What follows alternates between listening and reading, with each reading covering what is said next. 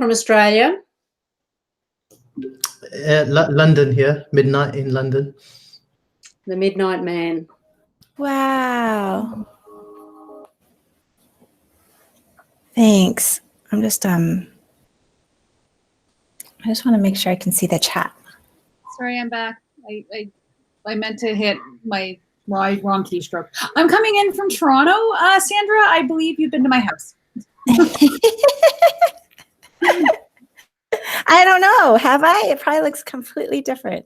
Before you ditched us and moved to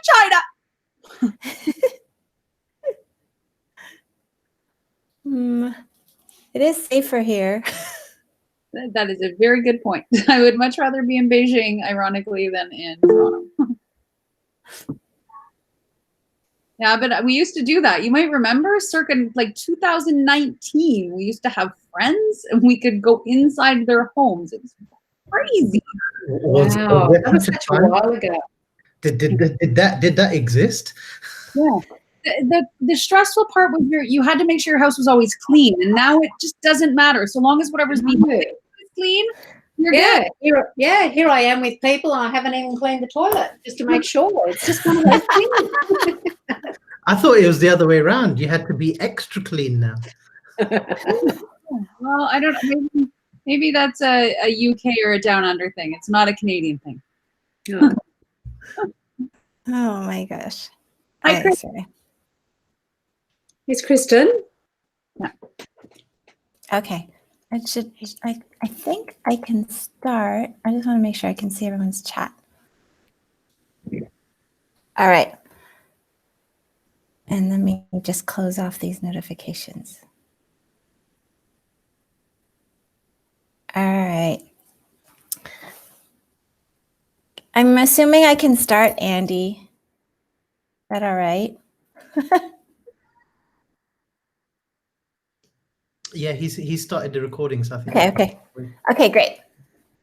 Hi, everyone. It's really great to have you. Today, we're going to talk a little bit about storytelling, and we'll do a little bit of storytelling ourselves. But I wanted to talk just to get us thinking about what is storytelling, and to have us think about the changes in storytelling that's happened over the years. And a lot of you guys are really innovative in your thinking and in the way that you've been telling stories over the years. But I think it's also very helpful to synthesize some of that and to reflect on what we have now that in terms of storytelling. So today we're going to move into a little bit of a history of storytelling, as well as some then and now comparisons. But before we do that, I thought I'd have all of you tell us a story in the chat. If you can go in the chat and tell us a story about yourself using emojis, and emojis being a tool or a language of now. Tell us, share your name, and then tell us why you joined today. What about the title interested you? But use emojis.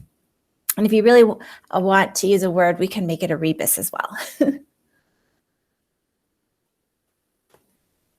So I'll let you spend some time, and we'll see where people are from.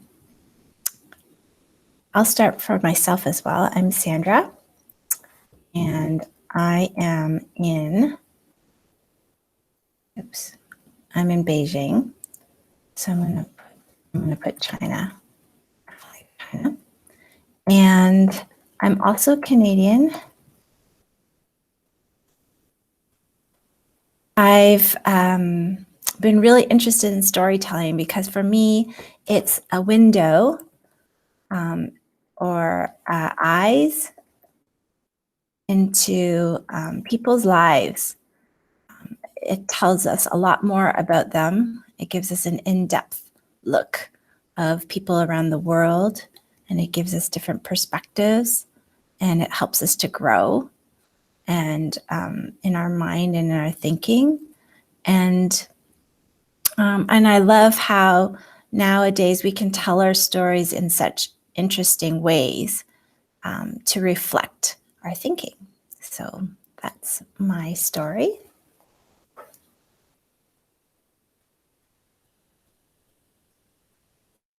I know people are coming from all times of the world. Ooh, let's guess Jen's.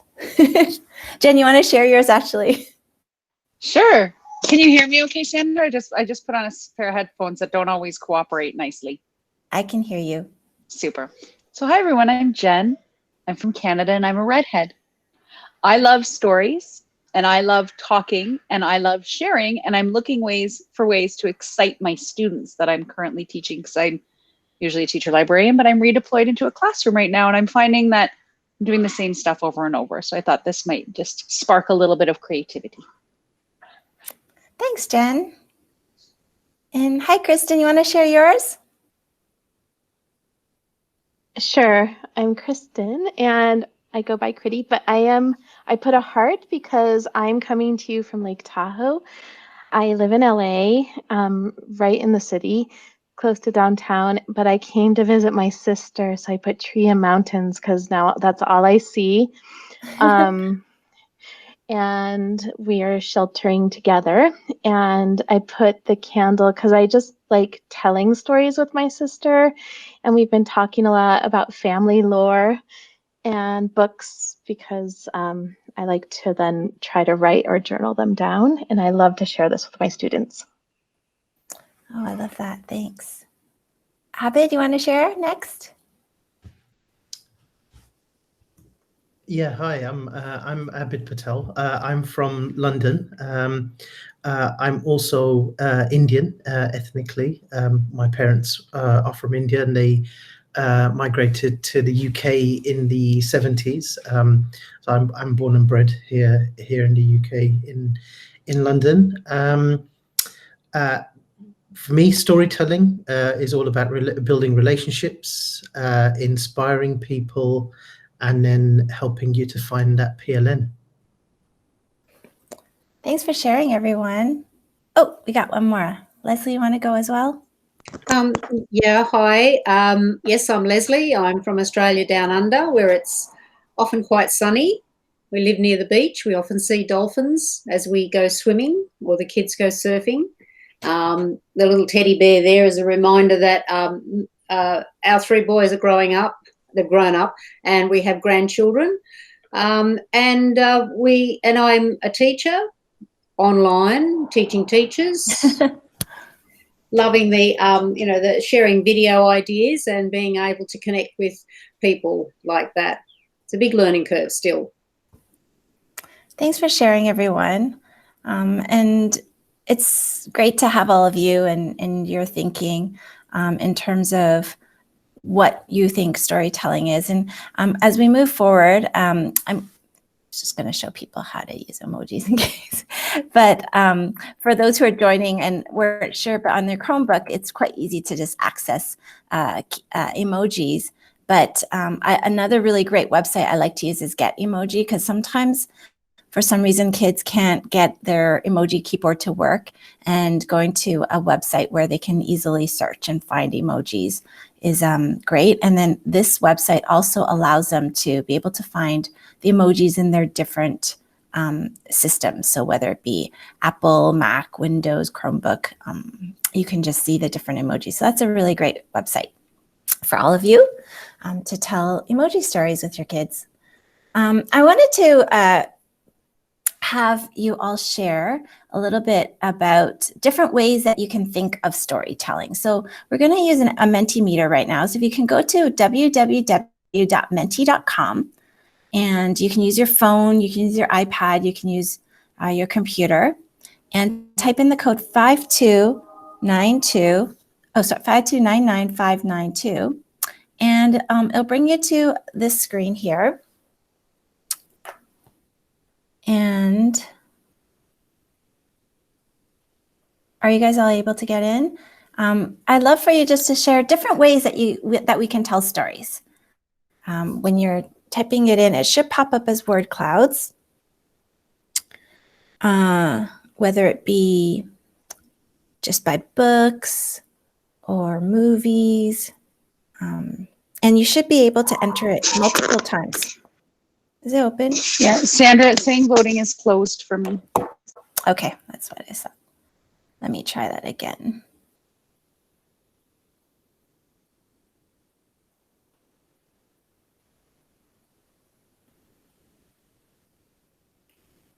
All right, let's try again.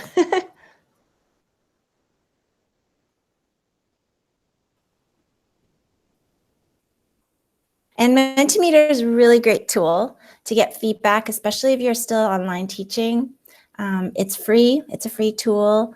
You get two free questions. And if you add another email that you have and invite yourself, you'll get 3 free questions. And usually I find that's quite enough for what I do. But it's a really fantastic tool. So yeah. What are different ways that we can tell stories?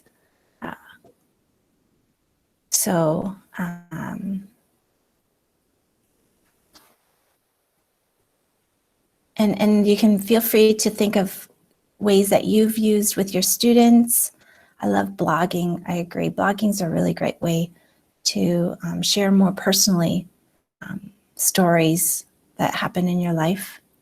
Ooh, campfire stories. We're going to talk a little bit about that later too. Podcasting, yes, definitely.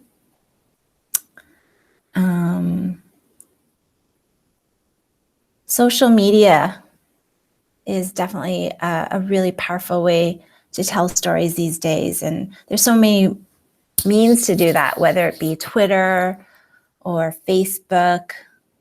I've read so many stories about my friends who have been overseas during COVID times, and a lot of it has been through that social media. 6-word memoir. I like that word. The spoken word.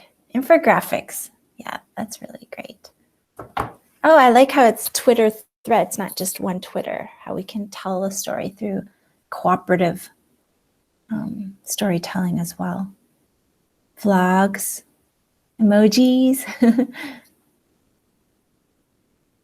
photos, very powerful way to tell stories where just with one image you can capture so much. Okay. And you can see it, MomentoMeter updates really quickly. So you can get a lot of ideas, but podcasting video seems to be voted more than once, so it's showing up a little bit bigger. Okay, thanks for sharing. I'm going to move back to our slide deck, and I'm going to have someone tell a little bit of a history of storytelling in the meantime. Let me know if you can hear it.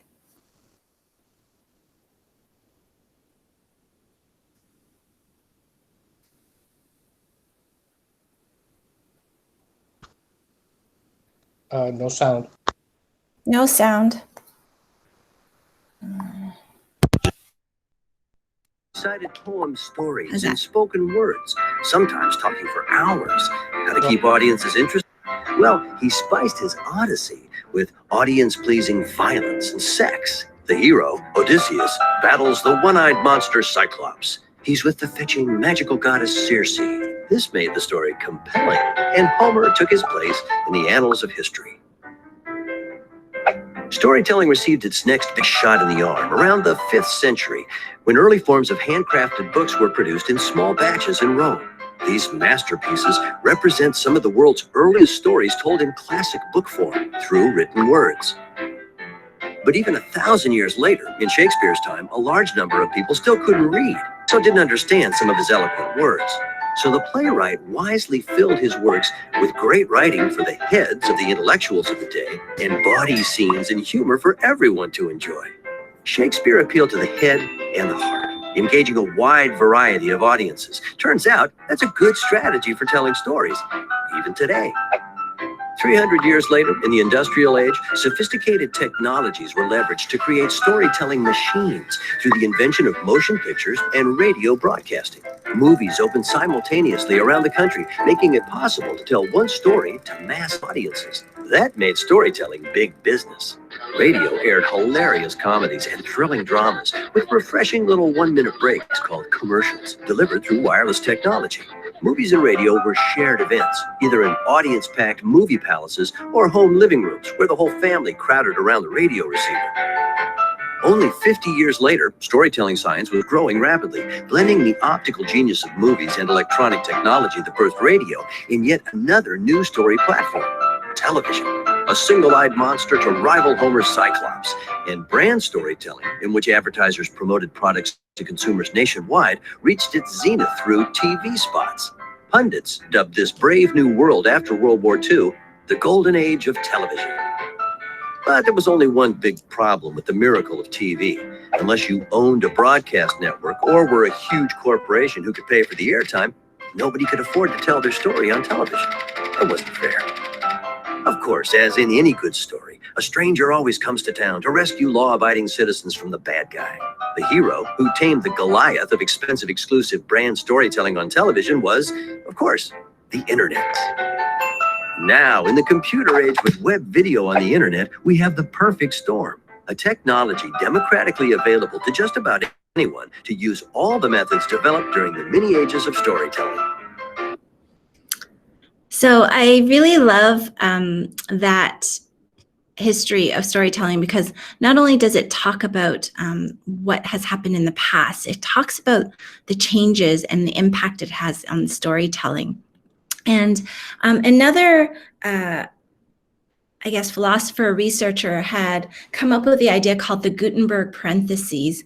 And I really like this idea because the idea of storytelling in the past that was very oral, performative, passed on from one person to the other, very personal, and anybody could tell the stories, was changed right during the time when the Gutenberg press was created, because all of a sudden we had this printing press that made mass production of books possible.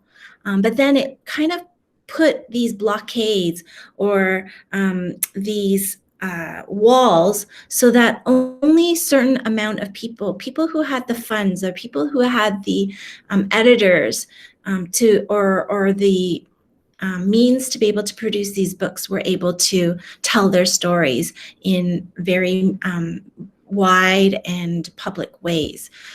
And so when the internet came along, another new revolution came in terms of storytelling, where all of a sudden you're opening up the doors where people can all tell their stories once again, wide and far in different ways. And storytelling was recontextualized, because now you can not only tell your stories to many people so that they could be heard, but you can tell them in many different ways.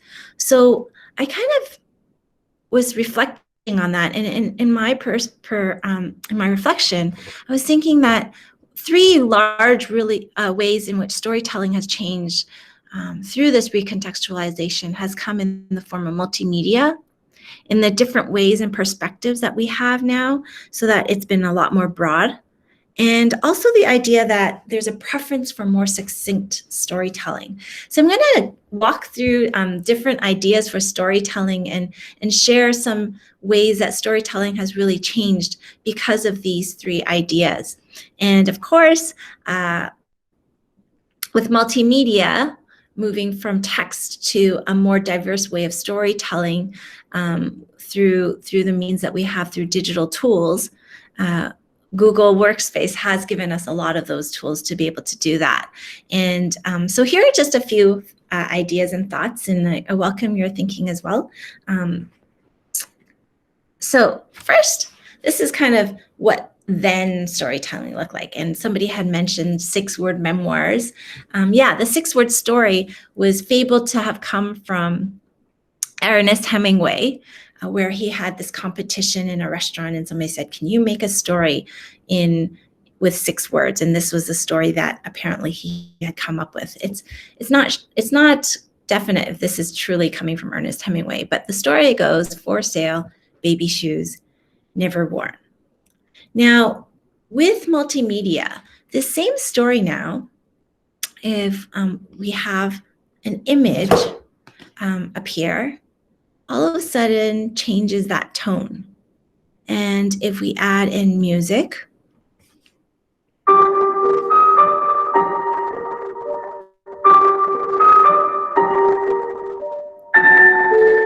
we add in text.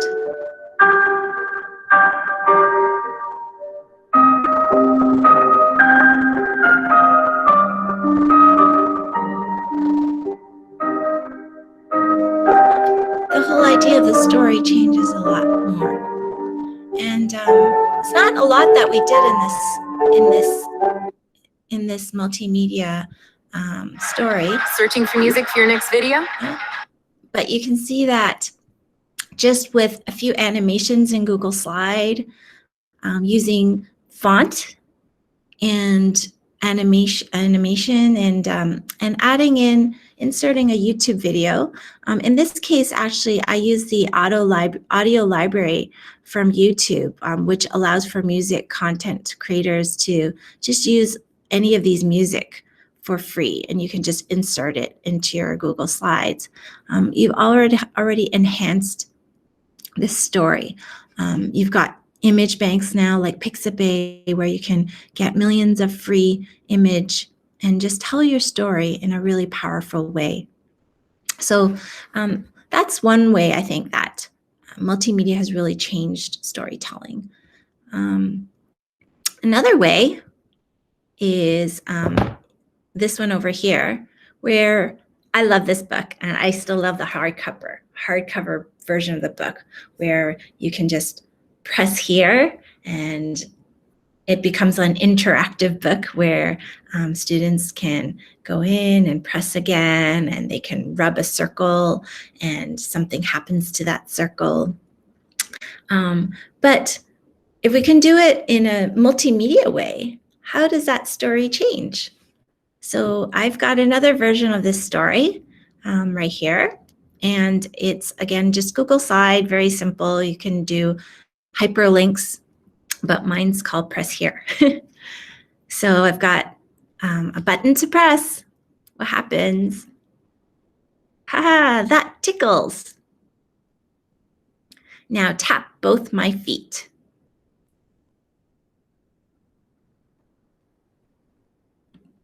Ooh, nice choice. High five.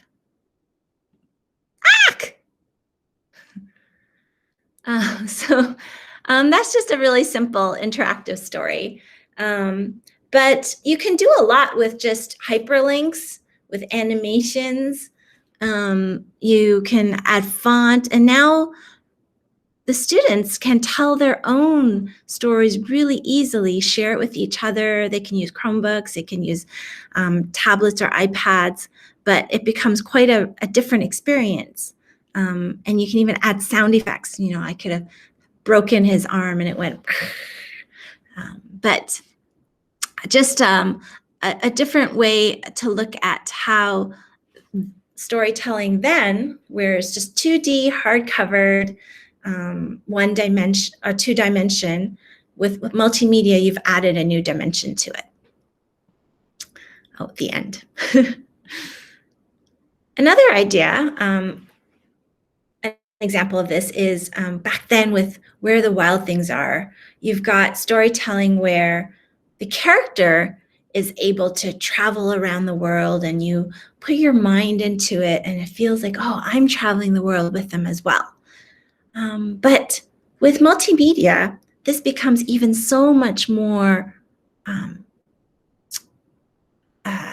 just true, where students themselves can immerse themselves in their stories and really travel anywhere they want. And I know I share this quite a lot. In fact, in a recent demo slam, I was sharing it again just because I love it so much. The power of how using a website like remove.bg, you can really easily put the students into any location so that even though they might be stuck at home, all of a sudden they can transport themselves visually and literally anywhere they want. And what a great exercise to do, especially during COVID times, right? So here's just another example of that. So let's travel with my kids who are stuck at home. What should they do? Well, maybe you can go to Paris or visit the Great Pyramids Or we can go to South Africa and go on a safari.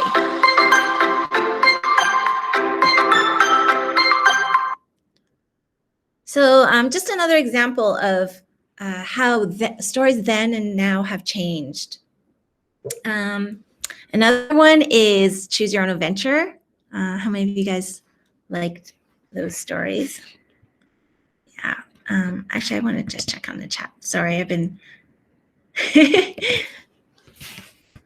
my other chat screen isn't working, but yeah, I love these stories. I used to read them all the time, and Choose Your Own Adventure. And easily we could do this in Google Slides, where we can again use hyperlinks and inserting hyperlinks into text so that students can jump from one slide to another. But another way you can do that is through Google Forms as well. And I like Google Forms because with the branching tool, sometimes it really helps the students to map it out a little bit more.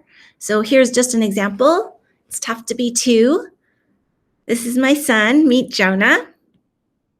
And he's 2. Well, he's not anymore, he's 5. But at this time, when we wrote this story, he was 2. And sometimes he has to make choices. So, should he eat cake? Or should he eat strawberries? I'm gonna have to go back to the chat for that. Cake or strawberries?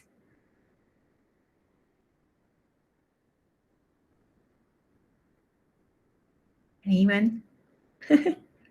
Strawberries, thanks, Leslie. Oh yeah, okay. Consensus, strawberries. So, strawberries are healthy and delicious. Can I have more? Wait, no more? Oh well, then let's play outside. Should we go for a walk or play in the snow? Snow! Thanks, Jen. That's what I'm thinking too. We're having a debate right now about Christmas and whether we should go to northern China or southern China where it's warm. And I'm voting for northern China because I miss snow, but my husband feels like it's a little cold. But let's go play in the snow.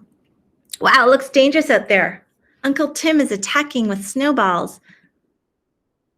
Maybe I'll just sit with Daddy and watch everyone play. Wow, what a fun and busy day.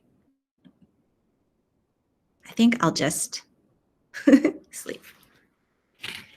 So yeah, just a really easy way to tell Choose Your Own Adventures that students can easily using the branching piece from Google Forms. But because when they actually do their Google Forms, they can choose the questions. It becomes quite a fun tool. And then also by using emojis, it can make it a little bit more visual for especially the younger children as well. But you can get quite complex in here where you can add videos into your stories and make it interactive. So again, bringing that multimedia piece into it, where all of a sudden it's not just a Choose Your Own Adventure that's static, but there's actually music that comes out through the video where they can watch what happens. And the students can even create their own videos and put it into the Choose Your Own Adventure story. So again, multimedia really changing how storytelling has taken place. Another thing that I think over the years has really changed what storytelling looks like is through perspectives. And I love using Google My Maps in terms of building that perspective, because in one large canvas, you all of a sudden have multiple perspectives coming through. And I've got My Maps over here. So I'm going to paste this link into the chat. And, oh, okay, I was having this challenge the other let's see if you guys can actually enter without having to be registered in. But go ahead and log in if you need to access the My Maps. But I thought we'd do a little bit of COVID times sharing. in this My Maps, I've already put in one pin, and it's quite easy to add a pin. So once you've gone into the My Maps, you can type in where you're at, and it's pretty, it goes in pretty explicitly. So I can even type in, if I wanted to, my school. Like I could have typed in Joyce Public School, my old school in Canada, which was where I was, and it would bring me straight to that exact location. And then you can just add it to the map. So feel free to go ahead and add pins to the map. I'm just gonna demo with this new one. So there's a new pin. Are you guys able to get in? Just wanted to make sure. Sandra, I think we have you only. Oh, okay. Let me just go again.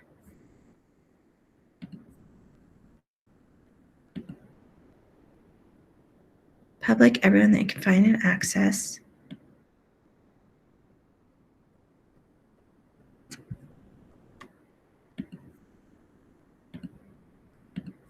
All right, let's try this again.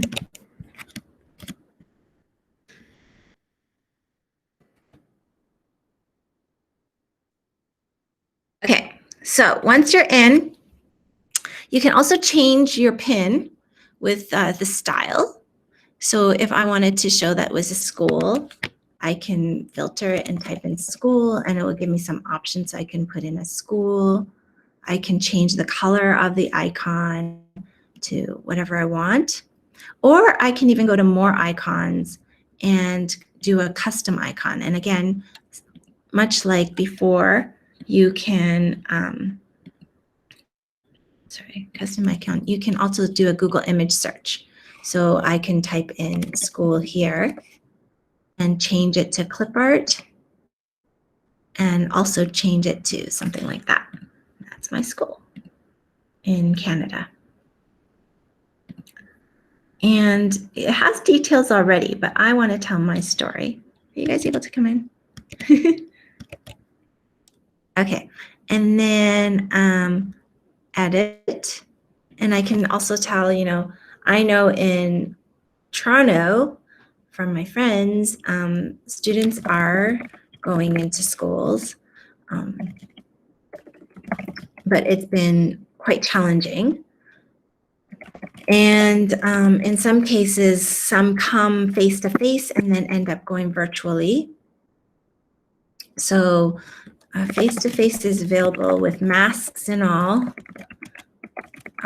but over time, some have just moved to virtual.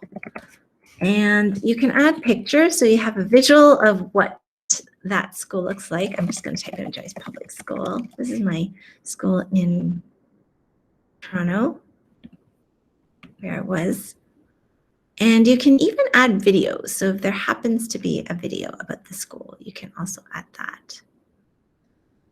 So it becomes a really powerful way where people can add their videos, they can add their stories. You can go YouTube search, and there is actually a video about our school where you can actually now have multimedia again, building in that multimedia, but then now you have different perspectives and different voices can share in this map.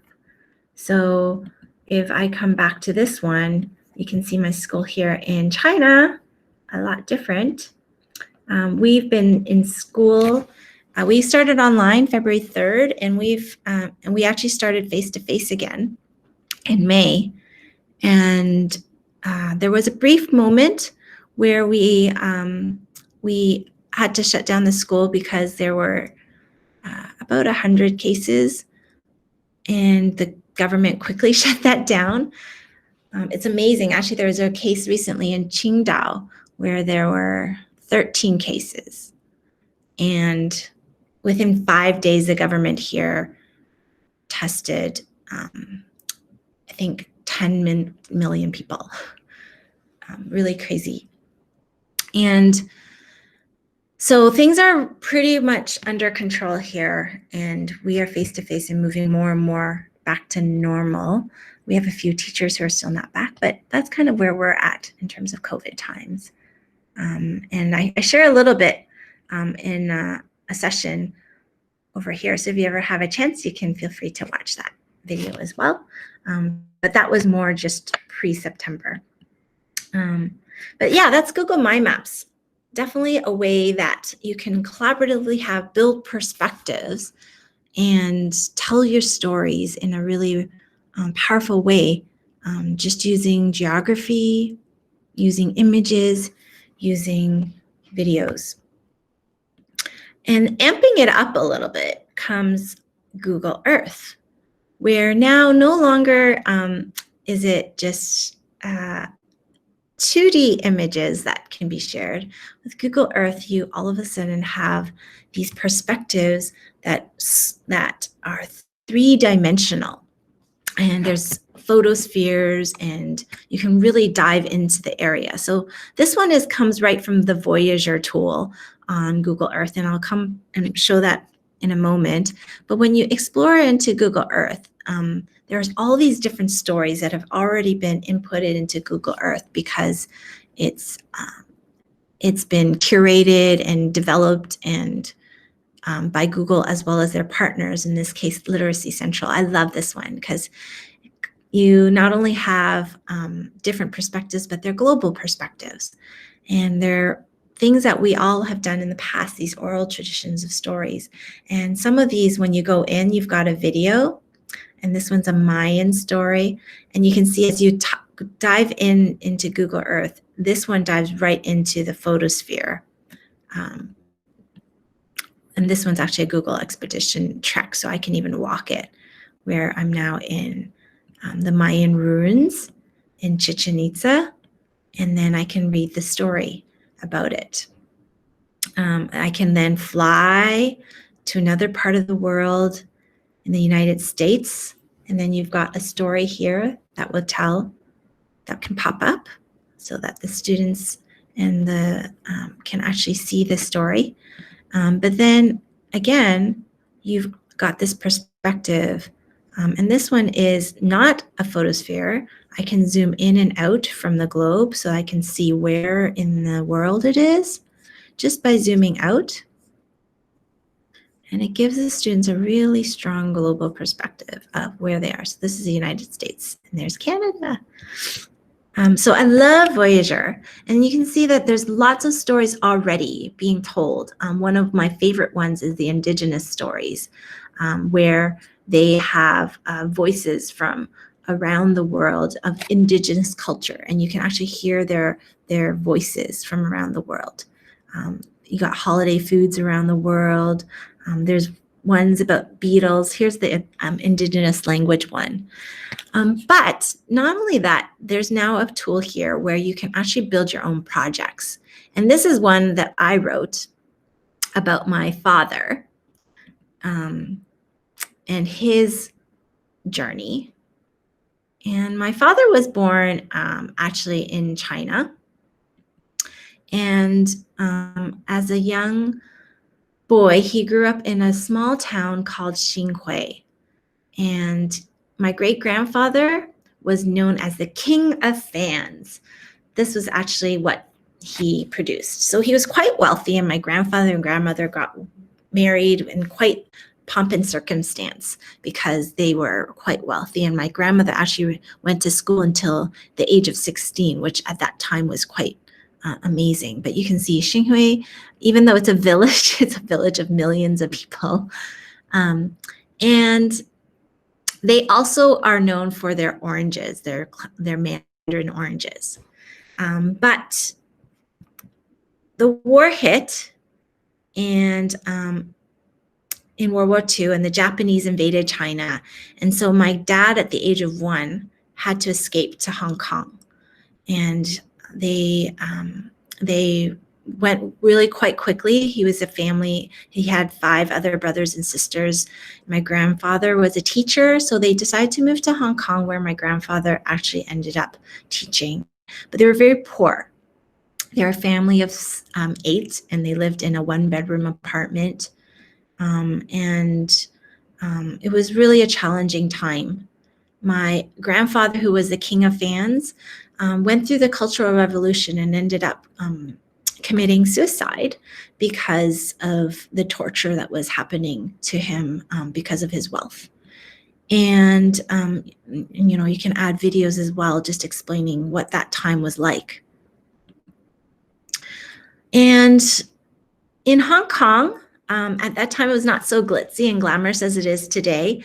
But because my grandfather came from a scholarly background, my father and my uncles also did a lot of schooling. And eventually, even though times were tough in Hong Kong, they studied hard. My dad even went to a school. It's called Queen's College.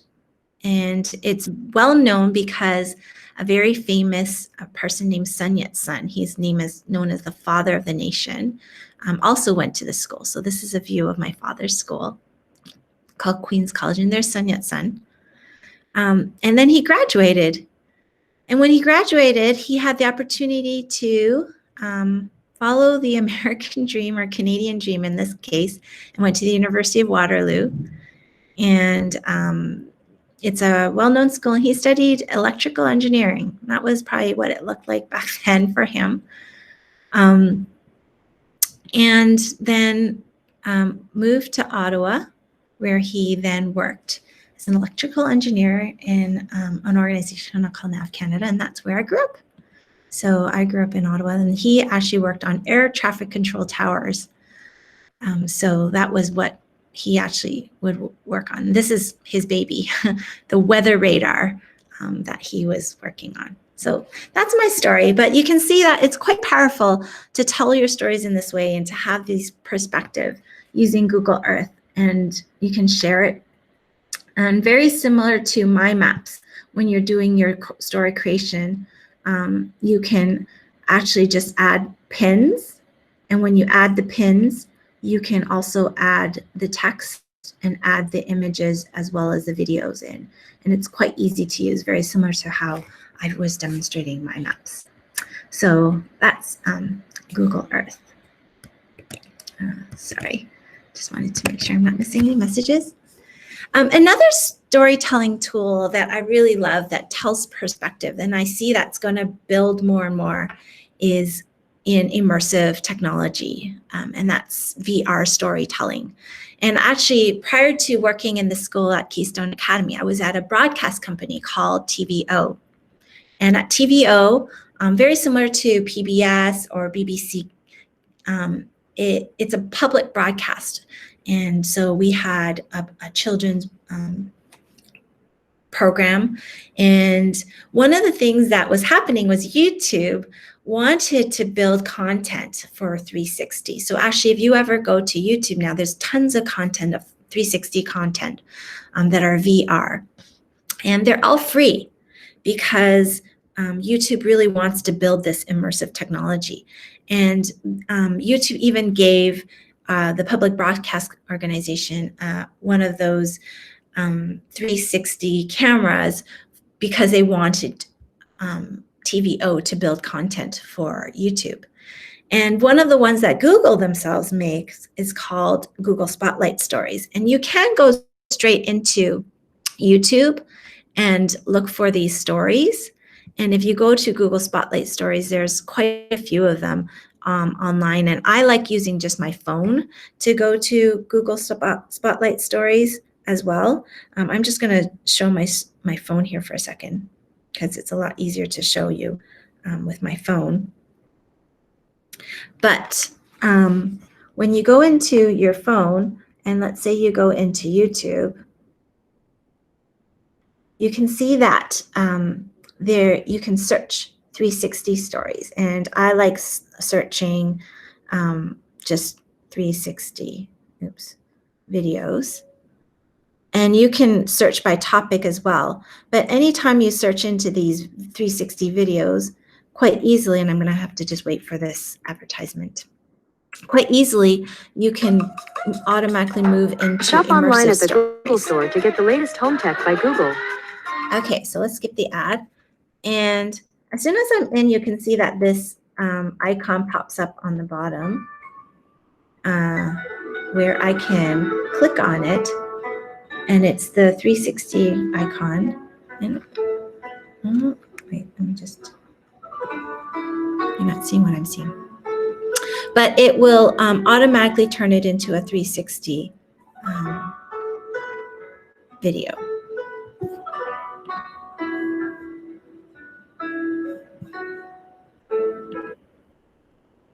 Can I see mine? Let me get back in again. I think it just popped me out. Okay, but on the YouTube site, you can see that if it's just on a computer, it will have some 360 stories here. And if you click on it, you don't even have to have your phone, but you can really easily swivel between the 360. And I see this as an enhancement in perspective as well, because, you know, I could be following the main character, which is right here. But I could just also be following this random guy over here who's winding the loop and who's falling asleep. And so watching this movie, I can watch it many times and see a different perspective of this video, because now no longer is it just 2D, it's 3D and it goes 360. And how interesting to watch the story multiple times and have the students retelling the story in different ways. It's actually, when you're producing 360 stories, there's a lot more elements you need to think about as well, because no longer are you just thinking one-dimensionally in your storyline. You actually need to think about the other storylines around and surrounding. Do you want that storyline to direct back to the main character? Or do you want to develop the stories in all those different perspectives? There's another one that actually won an award that Google Spotlight Stories did. And if you download the app, so this is the Google Spotlight app, story app, this one's really, really well done. In fact, it won an Academy Award. And you can see it's a Google Spotlight Stories. And I can swivel it around. But if I play it, I can, again, move it into the VR mode, and we could actually, you see, I can put it into a Google Cardboard, and then it would tell the story. But this one's a really, really rich story with amazing animation. And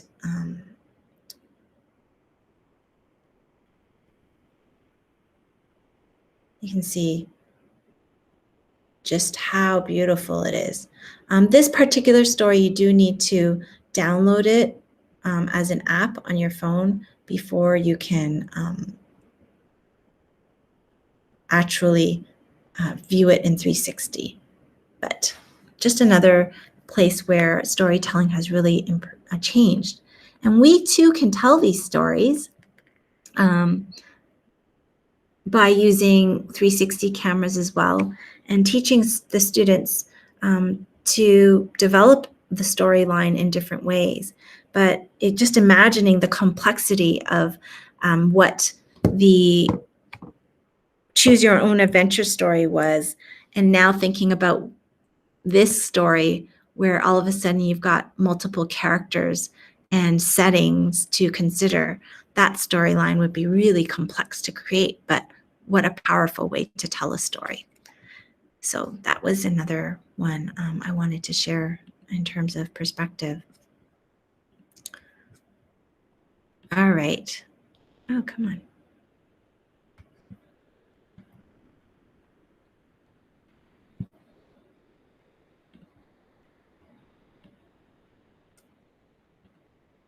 Okay, there you go. And actually, this one's also really good, Special Delivery, and it's about Santa Claus, and you can follow the Santa Claus, or you can also follow, there's this robber who's in the scene. So it's another one that I really like. Oops. So the last part I wanted to talk about in terms of how storytelling has changed from then and now is just the idea of being succinct. Attention attention span has changed, and with multimedia, students really, really like to tell in bite size, whether it be a tweet, telling an entire story in a tweet, or using what used to be Vine, and they don't have it anymore, but telling stories in 7 seconds. But here's one, Google Doodles. And this one was International Women's Day. And so if you go into the Google Doodle archives and type in International Women's Day, I love these ones because there's a whole bunch of stories that is listed in this. And I love that it's still accessible even though that day is gone. Because when you play it, you've got all these different stories that are told. I love this one that is in a more almost like a comic book format, but it's all pictures, very short. You can see it's just images compiled together. It's succinct, it's, brief. There's a lot to tell in just this short little image of a woman who's in a poor environment, and what she does during the day, and how as a woman, how strong she needs to be to provide for her children. Yeah, so that's one story. This is another one I really like. It's called My Aunt Blossoms by Estelle Meza. And my aunt was very happy. But one day cancer came without warning. And everything changed. It was difficult, but she realized her strength. And now she blossoms beautifully. I love that one. So you can see there's many different stories in this one, but with short pictures, almost like a comic book format, you can tell a lot.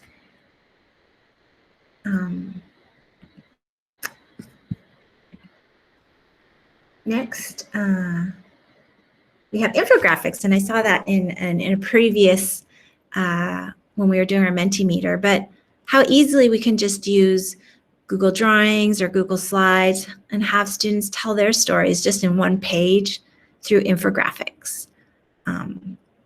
And in this case, this is a little bit of a visual bio for me. I recently watched American Factory. I highly recommend that. And another one that talks about perspectives around the world and globally. And through music, I've recently watched a TV show called Little Voice in Apple TV. I also highly recommend that one. But yeah, images to tell your stories, words to tell your stories. You can use frames, but just in one page, you can tell a lot about somebody.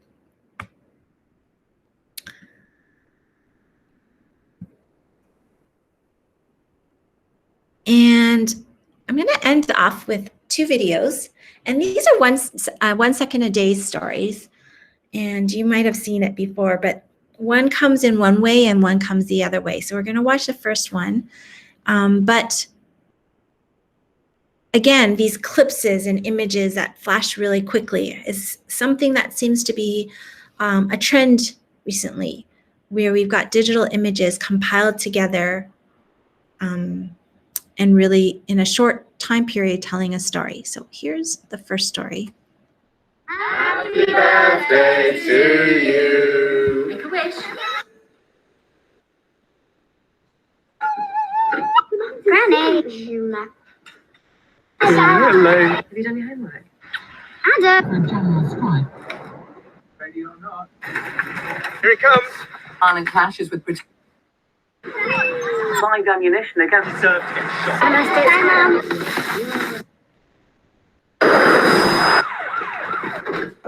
Airstrikes on rebel position. Going to stay.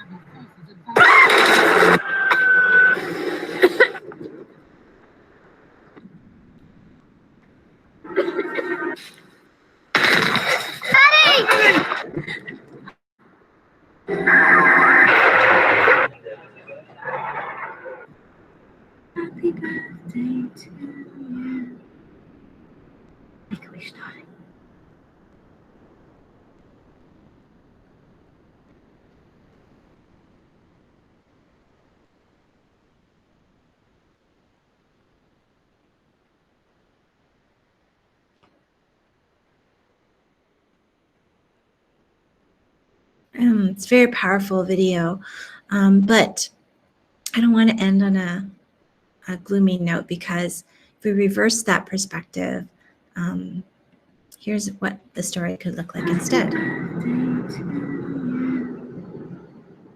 Make a wish, darling.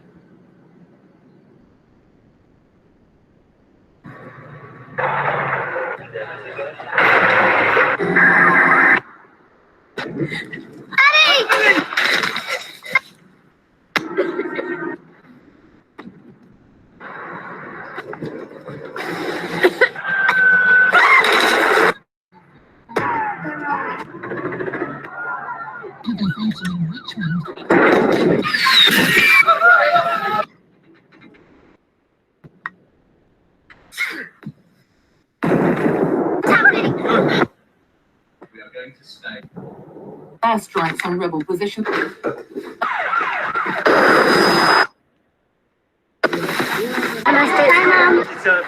Find ammunition again. Violent clashes with Here it comes. Ready or not. for a general strike. Have you done your homework? Hello. Granny. Happy birthday to you. Make a wish.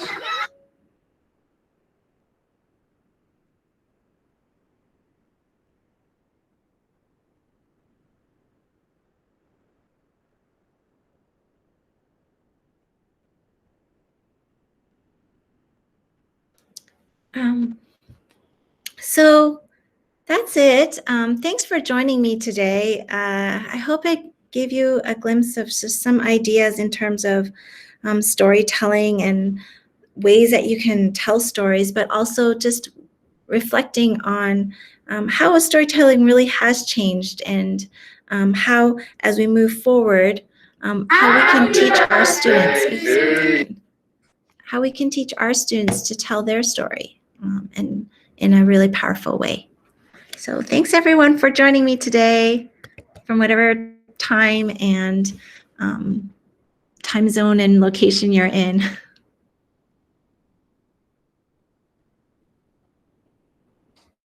Thanks everyone.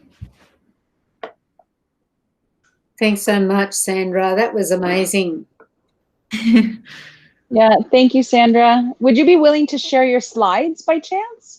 Yes, sorry about that. It was in the beginning. It's actually also on my Twitter, but if you go to, let me just go to the beginning of the slide deck.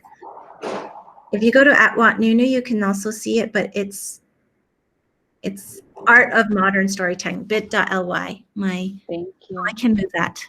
I move that. bit.ly, Art of Modern Storytelling.